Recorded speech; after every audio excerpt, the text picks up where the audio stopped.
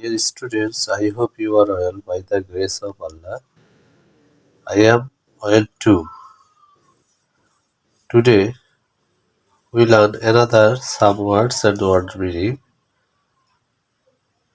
শুরুতে টক টক মানে আমরা সবাই জানি আলাপ, কথা বলা, গুজব, কথাবার্তা, বকাঝকা করা ইত্যাদি। এর সাথে যদি আমরা আর যুক্ত করি, আর লেটার দিয়ে যুক্ত করি টকার, অর্থাৎ যে কথা বলে বা যে গল্প বলে আর কি। আচ্ছা দেখো, এই টকের টি বাদ দিয়ে যদি আমরা ডাব্লিউ লেটারটি সামনে যুক্ত করি টি এর পরিবর্তে, তাহলে কি হয়? ওয়াক। ওয়াক মানে হাঁটা, চলন ভঙ্গি, চলা, হাঁটিয়া বেড়ানো ইত্যাদি। আর এর সাথে ওয়ার্কের সাথে যদি ইয়ার যুক্ত করি ওয়াকার, যে হাইটে বেড়ায় বা ভ্রমণকারী। এখানে দেখো চক, এই টকের টি বাদ দিয়ে যদি আমরা সি এইচ লেটার দুটি যুক্ত করি, দেখো তাহলে কি হয়? চক।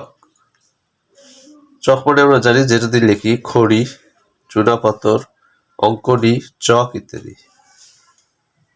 আর ইডি যদি যুক্ত করি, চকের সাথে ইডি যুক্ত করি, ইডি চকড, গ্রহণ। এখন এখানে একটা লক্ষণীয় বিষয় আছে, এই যে দেখো এল এবং কে এর পূর্বে যদি ই এবং ইউ না থাকে, ভালো করে খেয়াল রাখবা এই সূত্রটা। এল কে এর পূর্বে যদি ইউ বা ই না থাকে, তাহলে এর উচ্চারণ হবে ক। এল কে এর উচ্চারণ হবে ক, অর্থাৎ এলটা অনুচ্চারিত থাকবে, উচ্চারিত হবে না। খেয়াল থাকবে। আর আমি রিপিট করতেছি, দেখো এল কে এর পূর্বে যদি ইউ অথবা ই না থাকে, তাহলে এই এল এর উচ্চারণটা হবে না, শুধু কে উচ্চারণটা হবে, ক উচ্চারণ হবে। তাহলে টক, ওয়াক, চক। আজ এই পর্যন্ত। ভালো থাকো, সুস্থ থাকো, নিয়মগুলো ফলো করো এবং ক্লাস দেখে লাইক, কমেন্ট, শেয়ার করো। ঠিক আছে ছাত্রছাত্রীরা, আল্লাহ হাফেজ।